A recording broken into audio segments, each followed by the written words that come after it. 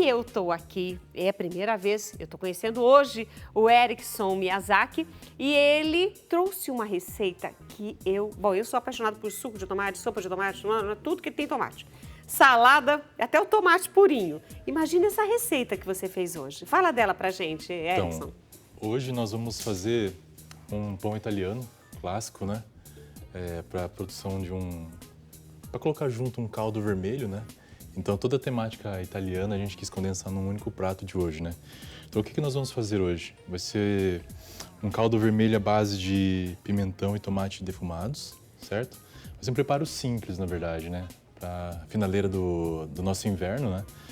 E eu vou ensinar um jeito também diferente de fazer o pão italiano, né? Para quem está em casa e agora, nesse tempo de pandemia, que possa fazer um pão aí com um estilo diferente, né? Do tradicional. E olha, o Erickson, eu falei errado, mas é Erickson. Erickson, isso. Erickson.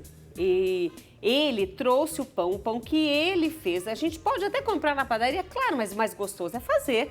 E ele trouxe o pão, ele fez o pão, ele fez não é uma sopa, é um creme. É um caldo. Um caldo, né? E aí ele colocou já no pão que ele fez. Então é isso que nós vamos aprender agora. E agora, a cozinha dele. Você é a estrela de hoje da nossa cozinha do mulher.com. Pode começar. Então vamos lá.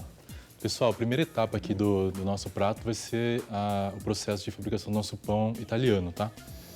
O pão italiano é o pão mais clássico, mais simples de todos, tá? Ele é basicamente farinha, água, sal e fermento, tá? Por que o pão italiano é tão conhecido no mundo, né? Ele é conhecido por causa daquele sabor mais ácido, né, que a gente encontra nele. Então, o que dá o sabor ácido, né? Geralmente é longa fermentação e uma boa produção de um fermento específico. No nosso caso aqui a gente trouxe um fermento chamado biga, tá?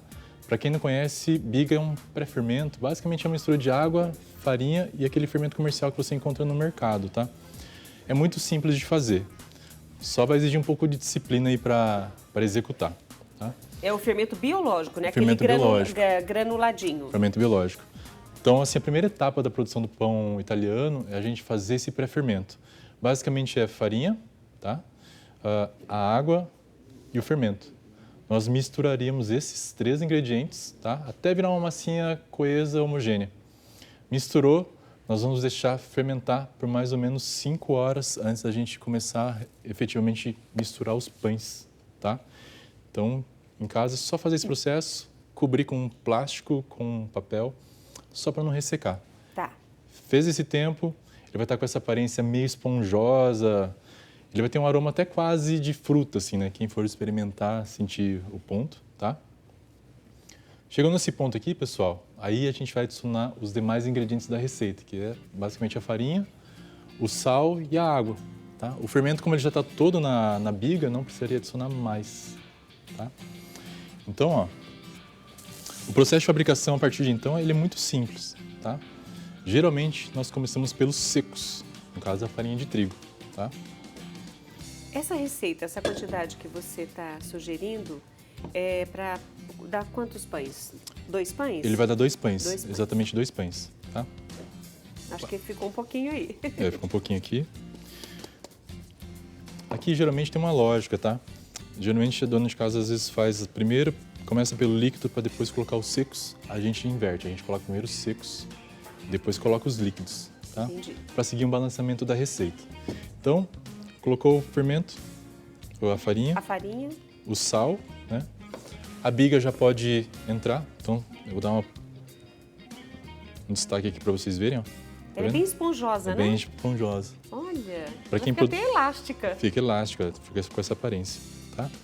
É bom que você tenha mostrado, Erickson, porque senão vai acontecer em casa, a pessoa vai falar, nossa, mas isso aqui não é fermento. Não é fermento. Não, deu errado. Fica com essa aparência.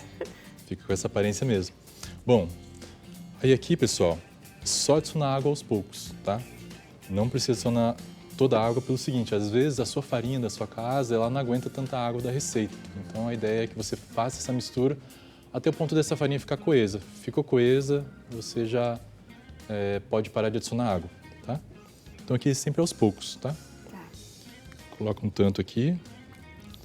Pode misturar com a mão. Quem tiver batedeira em casa, mesma coisa. A gente vai misturar só até dar o ponto da massa ficar mais lisinha assim, né? Tá.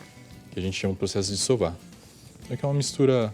Dependendo da farinha, pode ser que nem vá toda a água. Nem vá toda a água, nem vá toda a água. Por isso que tem que colocar aos pouquinhos. Por isso tem que colocar aos poucos e por isso que também a gente coloca primeiro a farinha e depois a água. Entendi. Porque se você coloca primeiro os líquidos e depois a farinha, pode ser que falte farinha, né? Entendi. De repente você tem aquela quantidade... Aí tem que, aquela coisa de coloca mais, aí fica duro, coloca mais, Fica aí, ma- nossa, aí muda toda a receita. Geralmente a variação que tem nas padarias de pão é geralmente isso. O padeiro ele vai colocando farinha até dar o ponto. Cada dia o pão sai de um jeito, né? Então a ideia de você pesar e seguir nessa ordem é justamente para ter um padrão, né? Padrão de processo. E o gostoso desse pão italiano que o Eriksen trouxe hoje para nós, que é a primeira etapa da nossa receita, se você observar, ele é um pão cascudo. Por isso que ele consegue suportar, no caso, esse caldo, porque ele é mais maçudo, né, Eriksen? Ele é mais maçudo. Inclusive, a ideia é que ele seja assim mesmo justamente para ele suportar caldos diferentes, tanto muito mais líquidos quanto mais densos, né? Se fosse um pão tipo francês, ele amoleceria na primeira. Ia amolecer todinho. Nem ia aguentar. Olha aí, gente, que delícia. Você está conseguindo se imaginar aí pegando esse caldo de tomate com pimentão, caldo vermelho, comendo, bem gostoso. E aí, quando fica aquela raspinha, né, úmida em volta, aí você vai puxando assim com a colher, depois você vai quebrando esse pão e comendo. Aí se tiver um azeitinho do lado, já põe um azeitinho nesse pão. E, meu Deus do céu, eu já estou me imaginando comendo tudo isso, gente. Olha que delícia. Não, é fantástico, mas o contexto da panificação em si, ela associa com vinhos, com azeite, com esse universo todo de experiências aí mediterrâneas, italianas, né? Então é bem interessante mesmo. Olha, o Eriksen trouxe hoje para nós, ele já até comentou comigo, ele queria mostrar para vocês como seria essa primeira etapa da preparação do fermento, estas 5 horas antes que você tem que deixar descansar o fermento e dar o ponto da massa, como ele está mostrando para você aí agora. E ele trouxe também algumas etapas adiantadas das outras massas, porque ela passa, no caso, você terminou de fazer essa mistura e você deixa quanto tempo descansando depois que acrescenta tudo? Nós vamos deixar em torno de 5 horas. 5 horas também. 5 horas para ela atingir o ponto certo de fermentação antes da gente assar, para ter justamente aquela característica ali desejada, que é a casca mais dura e tal. Aquela casca mais dura e o pão mais maçudo. Isso, essa aí. Esse aí vai ficar descansando 5 horas. 5 horas. E você já trouxe um que já descansou 5 horas? Já trouxe. Quer ver? Você quer fazer algum comentário antes de pôr isso para descansar? Então, aqui um detalhe, só dar uma ênfase só na parte da sovagem. Aqui eu já misturei todos os ingredientes, certo? É necessário que dê um pouco de sovada aqui, que é dar uma homogeneizada. Ah, entendi. Opa. Geralmente a gente joga um pouco de farinha na mesa, certo? E aqui, ó, o jeito certo de sovar, na verdade, a gente usa essa parte da mão, tá? Que é a parte que tem mais força. Geralmente a gente joga a parte de dentro das bordas para o centro, ó. Ah, entendi. Então esse processo aqui, ele vai homogeneizando a massa de tal modo que ela vai ficando lisa. Então eu vou fazer isso aqui por 10, 15 minutos de maneira vigorosa, até que ela fique bem homogênea, bem lisa. E a gente vai notando a modificação dela. Ela começa rugosa e ela vai ficar Lisinha. lisa. Tá? Então esse é o detalhe. Então não precisa muita força, na verdade é só jeito. Você puxa para o centro a massa. Dá uma leve apertada. Uma mão puxa, dobra, a outra aperta. Isso. Uma mão puxa, dobra, a outra aperta. Se for uma quantidade maior, é aconselhável que faça até o uso do próprio peso em cima da massa. Então, a hora que você for, você dá uma empurradinha com o corpo, cansa menos do que... Eriksen, é quase uma academia. Quase olha uma aí. academia, quase uma academia. Se for pensar, Então, fica nesse processo. Já está mudando a textura E ela vai dela, ficando- está começando a ficar mais Isso. lisinha. Geralmente é mais rápido, né? Vou até fazer um pouco mais rápido aqui para vocês verem como geralmente a gente faz, né? Então, a gente faz esse processo aqui um pouco mais rápido. Às vezes a farinha ela vai ficar um pouco pegajosa, que pode ser mesmo da variedade da farinha, né? Então você pode colocar só um pouquinho mais de farinha, só para facilitar a sovagem, tá? Mas tem que sovar. Tem que sovar, porque se não sovar, o pão não cresce. O pão fica geralmente muito mais maçudo, né? Entendi. E não desenvolve o sabor. Então esse é o processo. Geralmente 10 minutos assim ele já atinge o ponto certo já do pão. O interessante nessa época agora de pandemia, né, é que você trabalhar com massa é um processo muito lúdico, né? Então você pode agregar esse processo, chamar a criançada, tudo para para trabalhar com... Para, entre aspas, brincar de fazer pão. Brincar de fazer pão. Ao mesmo tempo que você faz um alimento, ao mesmo tempo você dá uma atividade para as crianças. Né? Olha que legal. Bom, nós temos mais uns 7 minutinhos aí para nós completarmos a nossa receita, então vai ficando atenta, porque até agora não teve segredo nenhum, né? Nós mostramos para você aí os ingredientes. E eu tô lembrando, enquanto o Eriksen termina ali o ponto da massa dele, às vezes a gente quer adiantar as coisas. Na vida da gente, eu tô falando assim na nossa vida. A gente quer, sabe, quando a gente é criança, a gente já quer ficar adolescente, quando é adolescente, a gente já quer ficar adulto. E quando a gente é adulto, né, a gente não quer envelhecer, não. Tá pensando que a gente quer pular etapa, a gente quer começar a voltar. Então, por isso que é muito importante, observando a receita que o Eriksen trouxe hoje, tudo tem seu tempo. Tudo tem a sua etapa, a sua fase, e cada uma delas a gente tem que cumprir, a gente tem que curtir. Então, como ele falou, chama a família toda para fazer a massa, é justamente porque esse envolvimento, esse amor com que você faz as coisas é que vai dar diferença no resultado. Quando a gente olha aquele pão ali, a gente fala assim, puxa vida, ele respeitou 5 horas do fermento, ele respeitou 5 horas do crescimento e depois dessas 5 horas você ainda vai modelar, ainda vai assar. Vai. Né? Porque depois que você modela, você ainda deixa crescer mais um pouco? Deixa crescer mais um tanto ainda. Então leva mais de um dia para fazer. Isso, por isso que a gente fala que o pão mais ideal é o pão de longa fermentação, que você faz um dia, você vai assar só no outro dia, ou inicia muito cedo da manhã para assar lá no final da tarde, no final né? da tarde à noite. É todo esse processo de acompanhar e é um processo até interessante, porque se você olhar o pão crescer, ver toda aquela questão do tempo que você falou, né? Você fica observando o pão. Quando o pão sai, é quase uma festa, né? Porque você... Saiu o pão! Bom, aqui... Já tá diferente, gente. Olha ficou como tá diferente. Só esse pouquinho que ele sovou. Já ficou mais liso. Aí agora eu vou mostrar uma etapa posterior, tá? Tá. Então, deixa eu pegar a massa aqui. Nossa, que massa linda! Aqui eu separei em 2, mas aqui é porque eu fiz 2 receitas, tá? Mas veja só, depois de um tempo de descanso, né? Olha a massa como é que ela ficou, né? Ela cresce um pouco, né? Isso aqui ficou um tempo de descanso, ela já desenvolveu um pouco. A partir daqui que a gente vai dar o modelo do pão, que é a modelagem que a gente fala. Então daqui... Essa aí vai descansar. Essa aqui vai descansar, né? Deixa eu deixar aqui de ladinho. Esse aqui, ó, a gente vai dar o formato redondo do pão, tá? Que é o pão italiano. Então, basicamente, você vai pegar a massa, você vai fazer um movimento circular. É interessante que nessa hora você não tenha farinha na mesa, porque a aderência da mesa que vai ajudar a dar o formato do pão.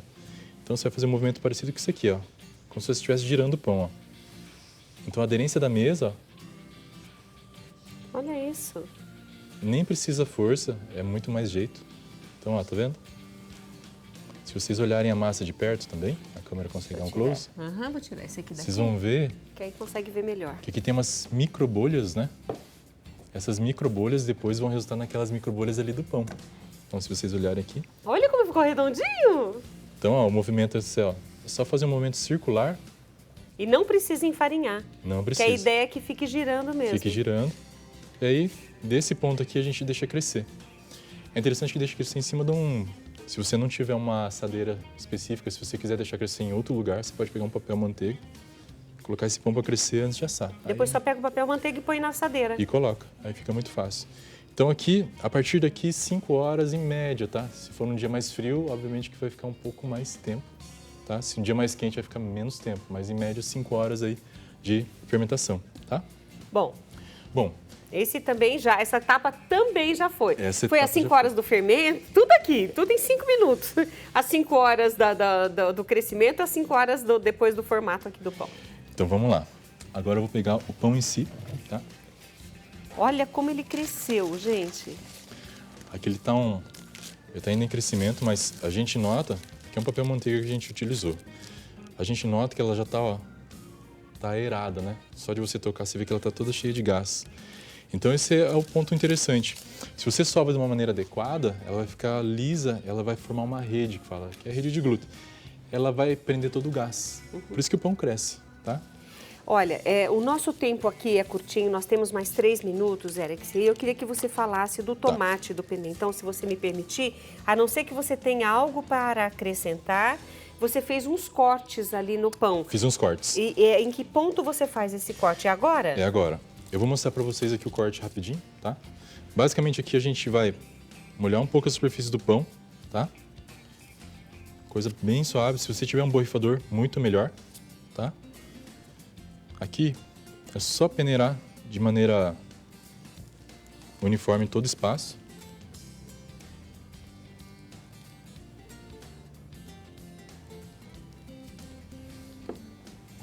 E o corte quase é um jogo da velha, tá? Então, basicamente, a gente vai fazer um quadrado. Então, a gente inicia aqui, ó. Tem que ser uma gilete bem afiada. E fininha, bem fininha. Então, é basicamente um jogo da velha, tá?